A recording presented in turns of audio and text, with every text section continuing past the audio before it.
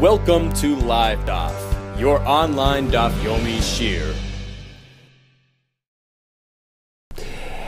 Shalom Aleichem, and welcome back to today's Daf, Menachos Lamed Vav. We begin right on top, back to Tefillin, and back to the brachos that we make when we put on Tefillin. Amar Rav Chisda, Sach, if one should speak, should interrupt, bein Tefillah l'Tefillah, between laying the Tefillah on the hand and the Tefillah on his head, it's meant to be one continuous act of laying tefillin, one single entity, Shalyan Sharesh, as one continuum.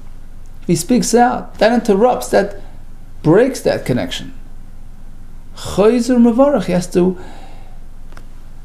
say a bracha again. Chayzer Mevarach. Because since he was mafsik between the bracha that he had made on the Shalyat, he made a hefsek, he made a break between that and the Shoresh, he has to re-say the bracha. Asks the Gemara, so you mean only because he spoke? Sach. That's why. He redoes the bracha, loy sach. But otherwise, if he hadn't spoken that loy, he doesn't require another bracha. V'shalach Rav Chia Breder Rav Huna Mishmei, quoted Rabbi Yochanan, who seems to say that we make two brachas to begin with. Al Tefillah Shalyad, on the Tefillah Shalyad we say Aymer Baruch HaShakachadam Mitzvah Lahaniach Tefillin, and another bracha on the Shorosh. Al Tefillah Shorosh, Aymer makes a different bracha, Baruch HaShakachadam Mitzvah Al Mitzvah Tefillin. So clearly, in the original format, two brachas are required. Not only if you speak out. Answers the Gemara, no, Rabbi Yochanan meant if you spoke out. Abai v'Rava, they both answered, even Rabbi Yochanan meant the same thing. Lo yisach, if he hadn't spoken out between, then only one bracha is required on both. Mevarach achas. Sach, but if he speaks out between the two, then he has to go ahead and make another bracha on the shel roish. Mevarach shtayim. That's the way Rashi learns. And that's what the Sfardim do. So unless you speak out, you only make one bracha on both. If you speak out, you add another bracha. According to Tosfos, Rabbeinu Tam brings, he says, no. You always make two brachas. One l'haniach on the shalyad, and one al mitzvah sil on the shoresh. What the Gemara means over here is that if you haven't spoken out, you're good with two brachas. But if you speak out, then you have to repeat l'haniach on the shoresh as well. So it goes from two brachas to three. So lo yisach, if you hadn't spoken out, mevarach achas, you merely make one bracha on the shoresh in addition to the shalyad. But sach, if he speaks out, then mevarach shtayim, you have to do two on the shoresh aside from the one on shalyad.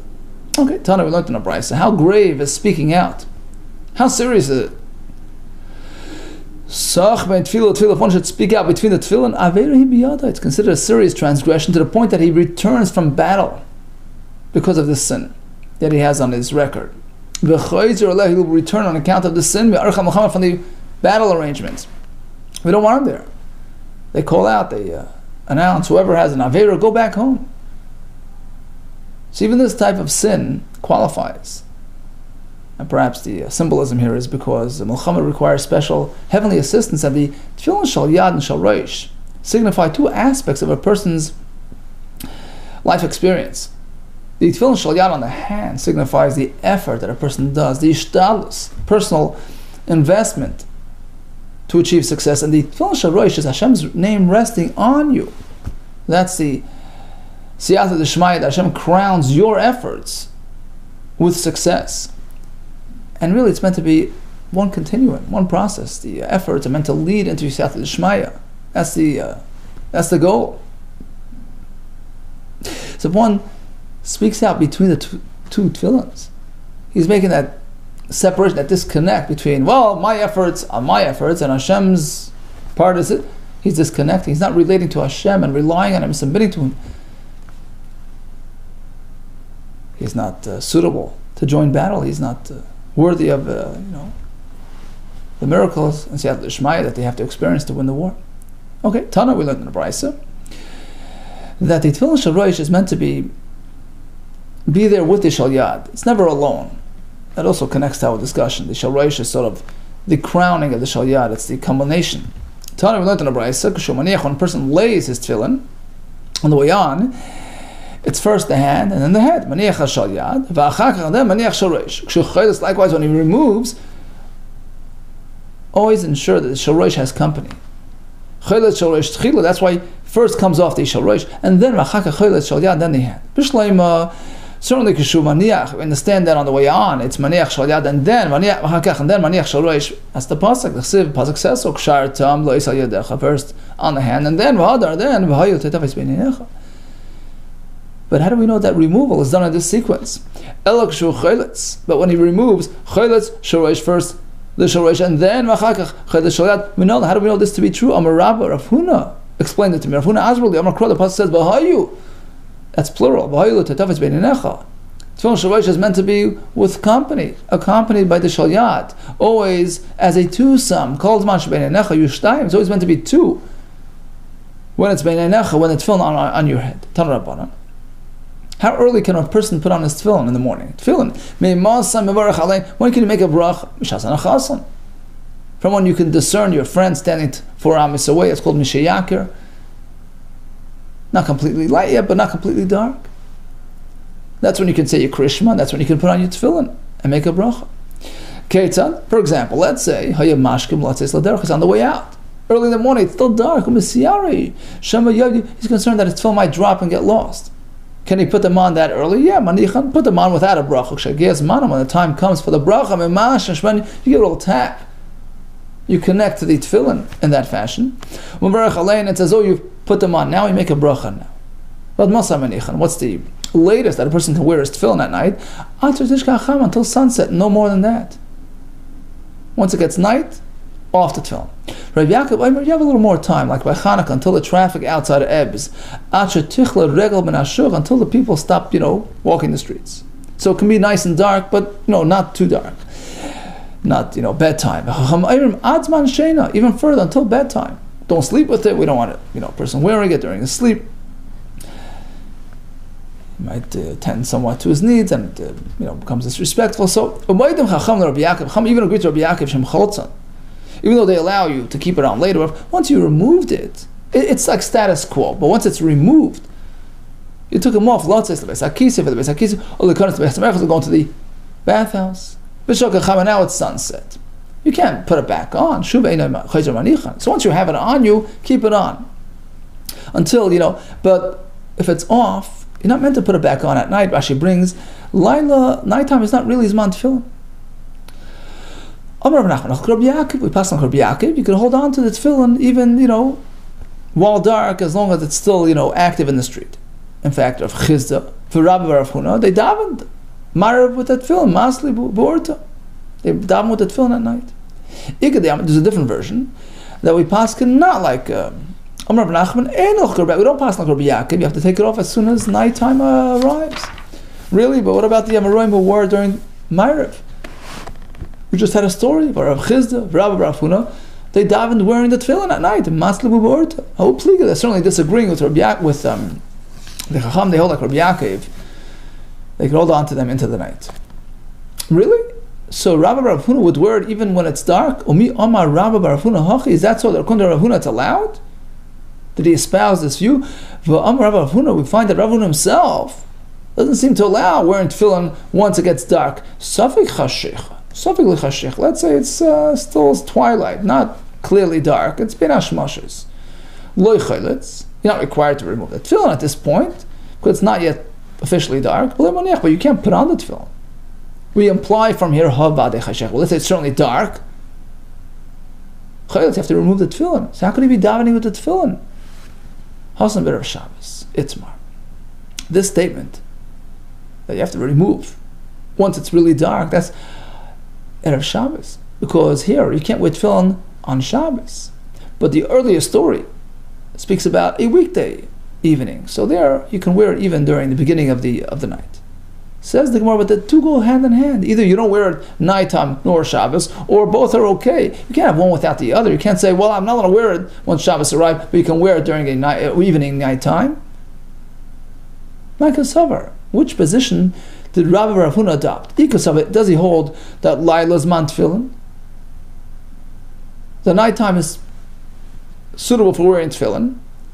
If that's the case, then Shabbos nam is not tefillin. Shabbos is also fine, as we're going to see in a minute. Two things are connected. If he holds that Shabbos not, then weekday night not in either.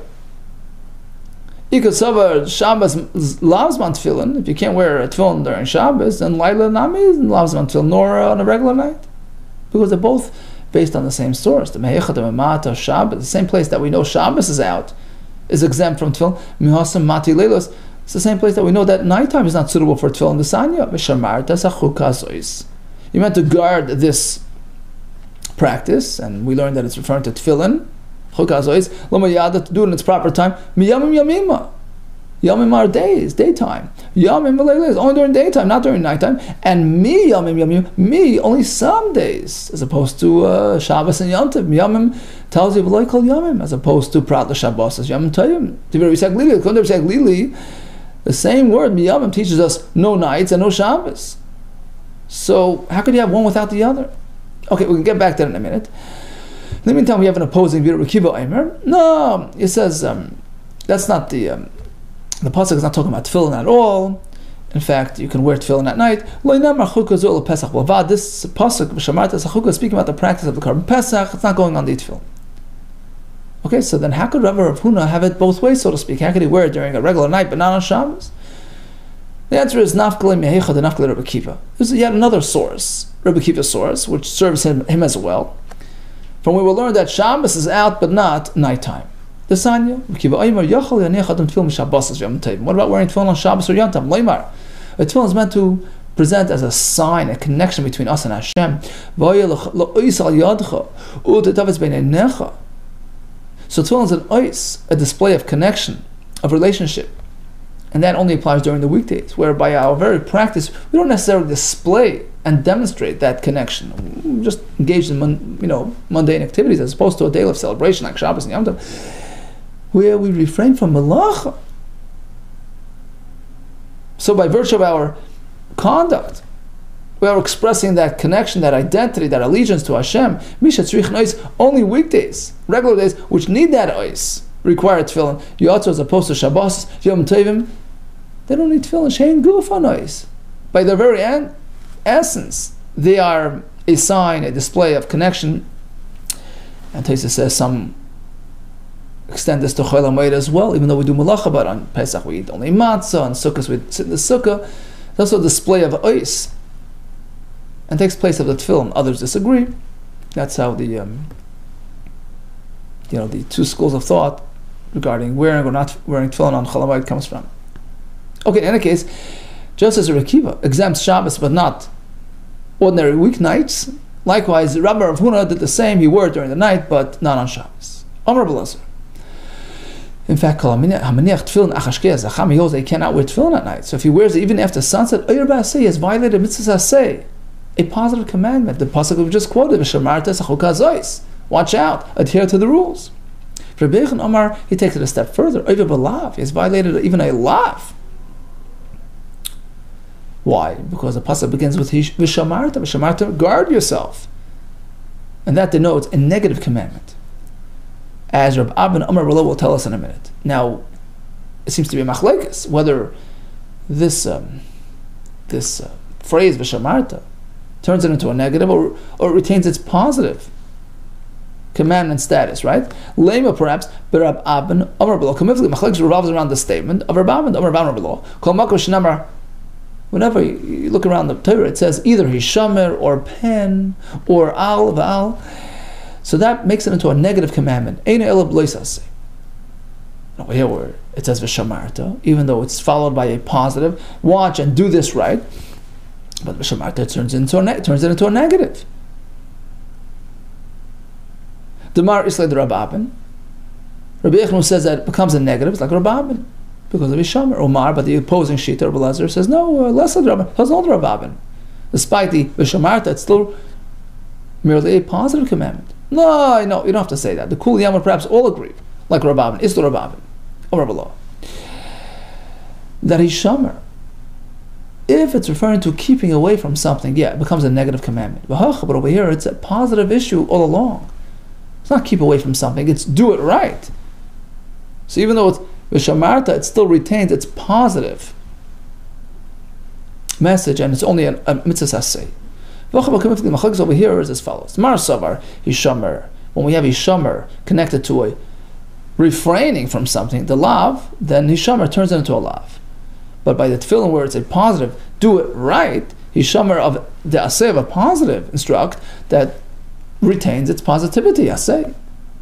So we hear Vishamarta is merely an aseh, as opposed to Rabbi Yechon holds that Vishamarta all over is a lois aseh, even though it relates to a positive instruct. Marsav Vishamar aseh is also nami, is considered a lav. Although we don't allow with tefillin at night, but there's an exception. If his purpose is to just guard them, so he's wearing them to keep them safe, muta, that's okay. He's not intending for the mitzvah. In fact, I had a story. I was sitting once, kamei, in front of the Ravashi, and it turned dark. I see him wearing tefillin. Okay, he's putting on his tefillin. And I'm wondering why. If Amrli, and I asked him, are you just guarding them? Is that the purpose? Amrli, he says, yeah. But I noted that he wasn't really going along with me. I noticed that his take wasn't exactly the way I thought. The lav l'shamar kudabai. His intention wasn't merely to wash the tefillin. He was wearing it for the sake of tefillin because he held halacha. Halacha really is that you can wear tefillin at night. Very American, we don't publicize it, lest people fall asleep with it. But fundamentally, there's a chiyuv of tefillin at night. Amar Rabba Rav Huna. One is meant to tap and be cognizant of the presence of his tefillin all the time. We learn that from the tzitz. That's why during our tefillas we have set times that we tap the tefillin to keep us mindful. Umatzitz, so by the tzitz of the Kohen Gadol, she'ein bo elaskora achas, it merely contains one mentioning of Hashem's name, Kodesh Lashem. Amr Torah tells us, be mindful. Voyal mitzchay tamid, Kohen Gadol has to be fully mindful tamid about the presence of the Shem Hashem. Shleitasiach dat, man, you can't divert his mind from the Shem Hashem that's resting upon him. Certainly the tefillin, which contains many more. Rambam says 21 mentionings of Hashem's name. Certainly, Sheish Ben Askaris Habi has multiple mentionings of Hashem's name. Certainly, mindfulness and cognizance is a requirement. Okay, so a quick recap of today's daf. You make the bracha on the shalyad. Once it's placed before it's knotted. Likewise, on the shorosh, if one speaks out, an added bracha, an extra bracha is added. The shorosh is always meant to have company. The earliest point of putting it on the tefillin is when you can say the krishma. Otherwise, you put it on without the bracha and then tap it and make the bracha later.